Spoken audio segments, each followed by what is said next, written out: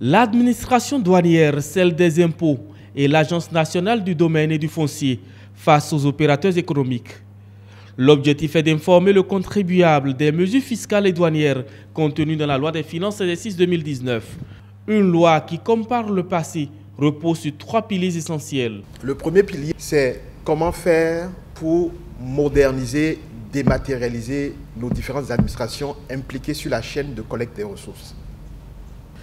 Deuxième pilier, c'est comment on sécurise les ressources qu'on est censé collecter. Comment on fait pour que ce qui est censé venir à l'État arrive vraiment dans le compte de l'État et soit bien géré. Le troisième pilier, c'est comment faire pour rendre l'impôt juste et comment faire pour se servir de l'impôt comme outil d'accélération de création de valeur. Ces 3 piliers constituent pour le gouvernement une boussole pour mieux élaborer et planifier les politiques budgétaires de l'État. 2019 n'en a pas fait exception. S'agissant du premier qui est modernisation, dématérialisation.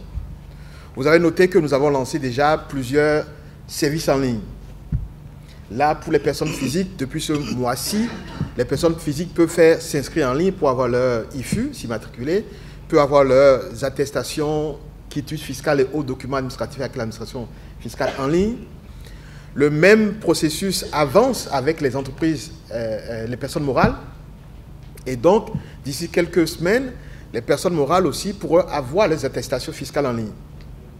Le deuxième, tout à l'heure, j'ai dit, mais comment faire pour sécuriser le peu qu'on a? La mesure phare sur ce chantier cette année, c'est les caisses enregistreuses avec Tombola pour la TVA. L'idée ici, c'est de dire qu'il y a des textes qui existent. Il y a des obligations douanières, fiscales qui existent. On peut se poser la question sur leur côté juste, pas juste, le quantum, etc. Mais en attendant, ce qui est là et qui doit être collecté, on s'assure qu'il n'y ait pas de déperdition, que l'État ne soit pas volé sur ce qui doit revenir à l'État.